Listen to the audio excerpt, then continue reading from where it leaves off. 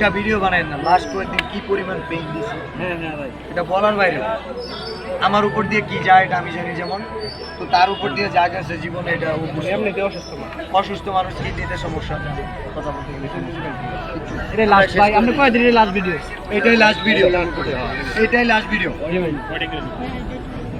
আর কোনি ভাই আপনার বাসায় কেউ last video? Last video, last এটাই লাস্ট ভিডিও ভাই দেখেন।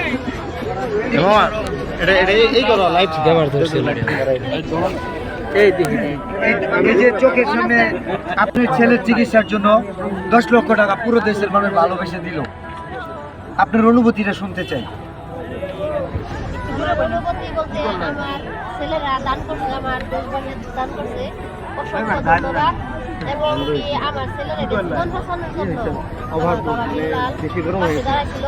এটা আমরা উচিলা, কারণ কার হায়াত কতটুকু যা আল্লাহ ভালো করে। এই টাকাটি পায়ে আমি আমার সামনে দিয়ে না।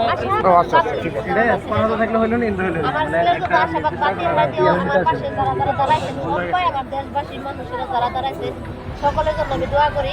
এবং আমার ছেলেরা জানি আল্লাহর নাম নিয়ে আমনে করে পাশে যেন দাঁড়াইতে পারে এবং ওর ভালো থাকে, সুস্থ থাকে। এবং আঙ্গনের কাছে আমরা অনুরোধ করে দোয়া করতেছি, দোয়া চাই আল্লাহ করি। আমার টাকা ম্যানেজ হয়েছে, এখন শুধু সবাই দোয়া করবেন আর কিছু না।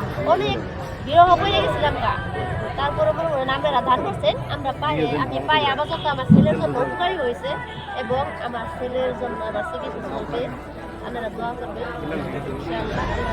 আচ্ছা, আমরা কোনি ভাইয়ের কাছ থেকে শুনতে চাই। অনেক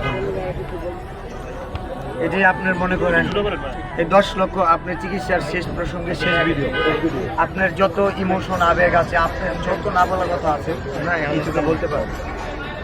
আমি তো আমার জীবনে আসা আমি ছেড়ে জুড়ে বলি।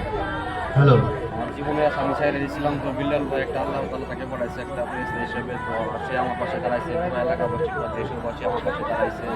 তো আমি খুবই হ্যাপি। তো আমি চিকিৎসা দিয়ে করতে চিকিৎসা সুস্থ হয়ে ইনশাআল্লাহ যাতে আমি আপনাদের পাশে দাঁড়াতে পারি ইনশাআল্লাহ। সবার কিছু আছে। আমরা এই মুহূর্তে ওনার কাছে আবার তুলে দিচ্ছি পুরো 10 লক্ষ টাকা এখানে আছে, কাউন্ট করা হয়েছে। কারণ আমরা চাই আজকের পর থেকে কোনি মিয়াকে বা কোনি মিয়া পরিবারের কাউকে ভিডিওতে এনে ভিউ ব্যবসা অথবা কোনো ধরনের ভিডিও ফুটেজ নেওয়ার কোনো দরকার নেই। যদি মনে হয় এই মানুষটাকে খোঁজ নেওয়ার, অ্যাকচুয়ালি এসে খোঁজ নেয়।